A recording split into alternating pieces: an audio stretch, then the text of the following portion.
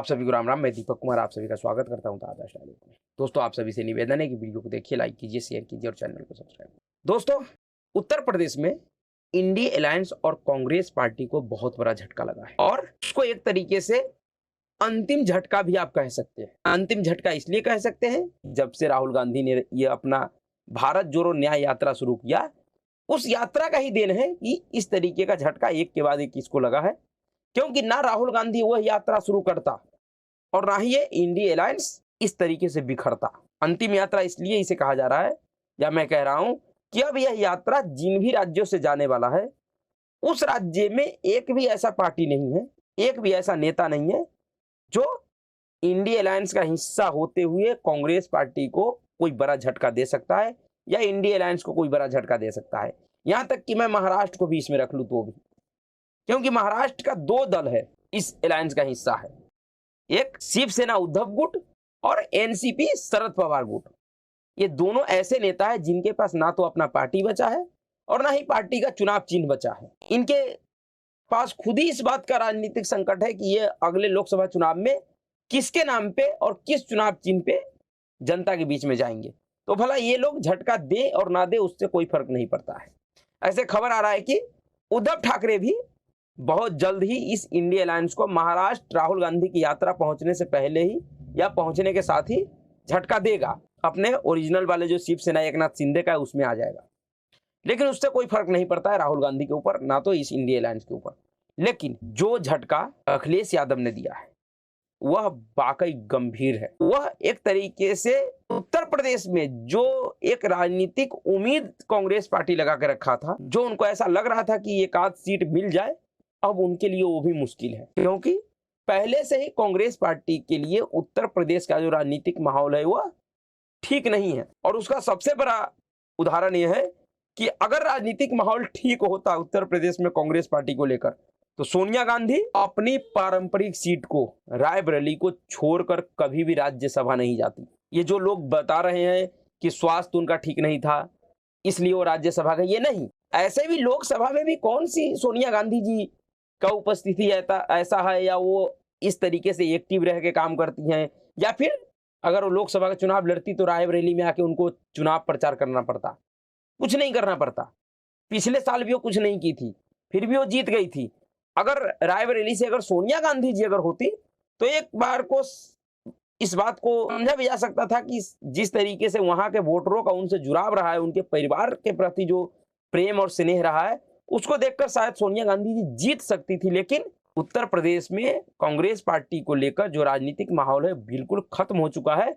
इसका उदाहरण है कि सोनिया गांधी जी का अपना पारंपरिक सीट छोड़ना। उसके बीच में अगर अखिलेश यादव समाजवादी पार्टी इस तरीके का झटका दे दिया है, तो अब समझिए कि अब उत्तर प्रदेश में राजनीतिक तौर पे कांग्रेस पार्टी के साथ क्या होने जा रहा है। और अखिलेश यादव जी के इस झटके के बाद अब एक चीज तो स्पष्ट होता दिख रहा है कि जिस तरीके का मुख्यमंत्री योगी आदित्यनाथ जी पिछले 2-3 सालों से एजेंडा तैयार कर रहे हैं और राजनीतिक नारा लगाते हैं कि इस बार 80 में 80, अगर उसमें कुछ एक आध इधर उधर कर ले तो कोई आश्चर्य ना हो। यह संभव भी हो सकता है कि 80 ना तो 75 प्लस जरूर भाजपा इस पर रहेगा। क्योंकि अखिलेश यादव जी ने बेशक यह झटका इंडिया अलायंस और कांग्रेस को दिया है, जिसका अंदेशा उसी दिन से लगाया जाने लगा जिस दिन ममता बनर्जी ने इस इंडिया अलायंस से अपने आप को बाहर किया। क्योंकि पिछले कुछ दिनों में अगर राजनीतिक रूप से देखें तो ममता बनर्जी को अखिलेश यादव और अरविंद केजरीवाल बहुत गहरे तौर से फॉलो कर रहे थे, बहुत अच्छे से। ऐसा कोई भी राजनीतिक मुद्दा नहीं होता था जिसपे अखिलेश यादव और अरविंद केजरीवाल ममता बनर्जी के साथ बैठकें नहीं करती थी, उनसे उनका विचार नहीं जानती। और जब जिनको ये लोग अपना आदर्श मानते थे, उस ममता बनर्जी ने, जो कि एक सफल राजनेता है, अपने दम पे पिछले 3 बार से पश्चिम बंगाल में एक मजबूत सत्ता का संचालन कर रही है, उसने अगर यह निर्णय लिया कि वह इंडिया अलायंस में नहीं रहेंगी, तो फिर अखिलेश यादव और अरविंद केजरीवाल का निर्णय लेना यह स्वाभाविक था।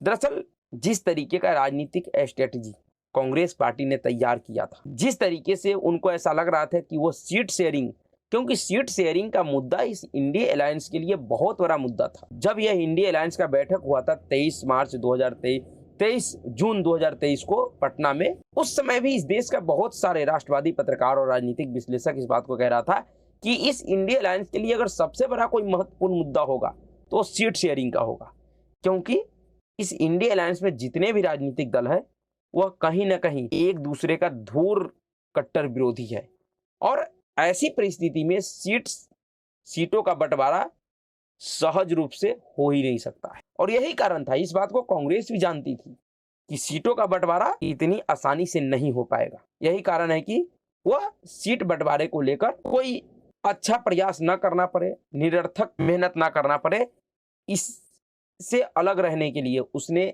अपना यह तथाकथित भारत जोड़ो न्याय यात्रा पार्ट 2 का शुरुआत कर दिया, जिसके माध्यम से कांग्रेस पार्टी 2 संदेश देना चाह रहा था। एक तो वो इस यात्रा का जिस तरीके से रूट मैप तैयार किया, उनके रूट मैप को देखा जाए तो वो शायद इस बात को भी इंश्योर करना चाहते थे कि जिस तरीके का चुनावी सफलता, जिस तरीके से राजनीतिक तौर पे भारतीय मुसलमानों ने तेलंगाना और कर्नाटक में कांग्रेस का साथ दिया, क्या पूरे देश में भारतीय मुसलमानों का, मुस्लिम वोटरों का मन कांग्रेस के लिए इस तरीके से बदल गया है? इसी बात को जानने के लिए राहुल गांधी और कांग्रेस पार्टी ये यात्रा कर रहा है।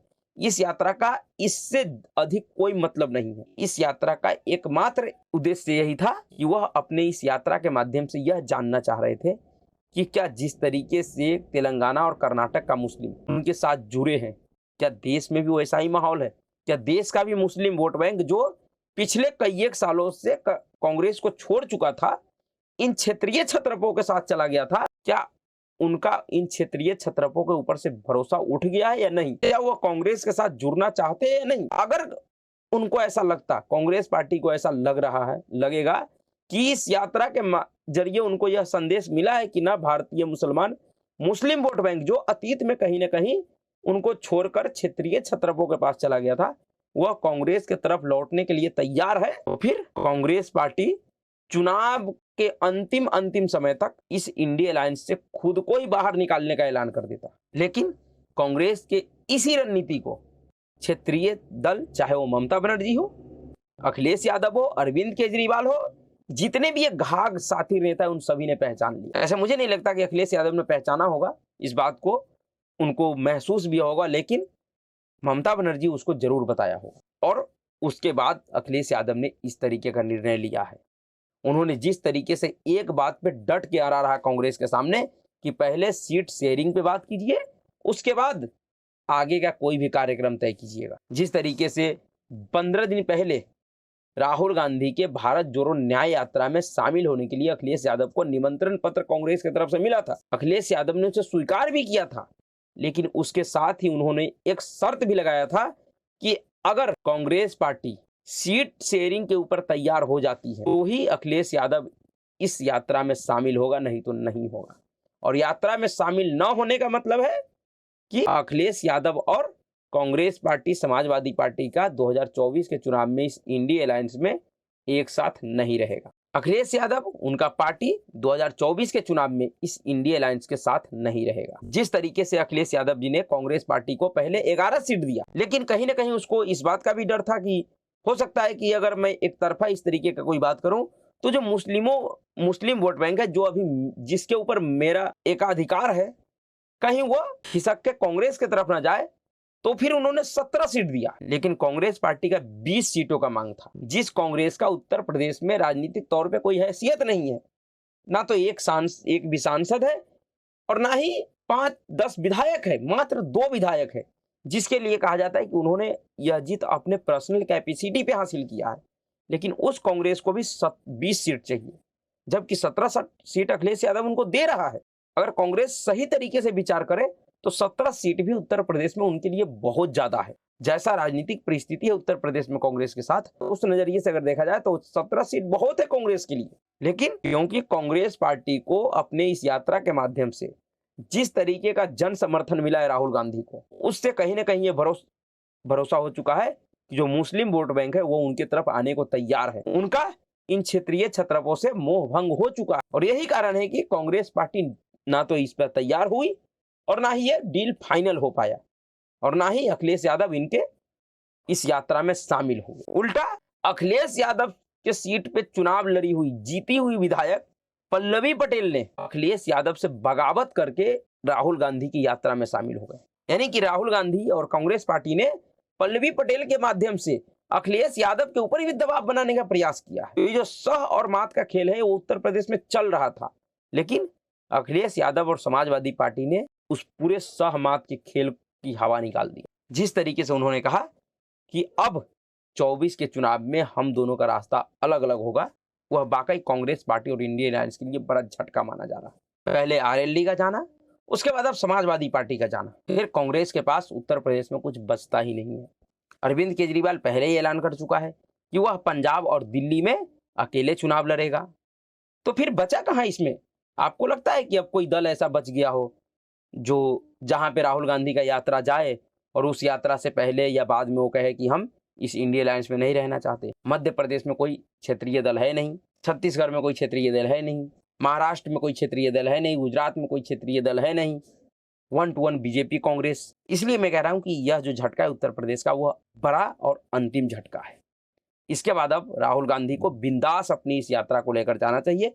इनको अब दूसरा कोई आगे झटका नहीं लगने वाला, और अगर कोई छोटा मोटा लगता भी है तो उसका कोई अधिक प्रभाव नहीं है। लेकिन यह तो कमाल है और सोचने वाली बात है कि जैसे ही राहुल गांधी जी का यात्रा शुरू हुआ मणिपुर से, उस यात्रा के शुरू होने के साथ ही कांग्रेस पार्टी को अपने पार्टी के अंदर से लेकर और गठबंधन के तौर पे भी एक के बाद एक झटका लगता ही चला गया। और अब तो झटकों का दौर ऐसा हो गया है कि यात्रा से कहीं अधिक तेजी से झटका चल रहा है। और यह इस तरीके का झटका सिर्फ कांग्रेस को ही नहीं लग रहा है, इनके सहयोगी दलों को भी लग रहा है। समाजवादी पार्टी को भी उत्तर प्रदेश में बहुत तगड़ा झटका लगा है, इस पे भी अलग से बात करेंगे। लेकिन अभी फिलहाल कांग्रेस पार्टी और इस इंडिया अलायंस का, जो इंडिया अलायंस 6 महीने पहले ऐसा लग रहा था कि इस बार 2024 के चुनाव में नरेंद्र मोदी और भाजपा के सत्ता को रोक देगा, वह इंडिया अलायंस चुनाव आते आते इस दुर्गति में पहुंच जाएगा, शायद इस अलायंस के नेताओं ने भी कल्पना नहीं किया होगा। और इस सबका श्रेय अगर जाता है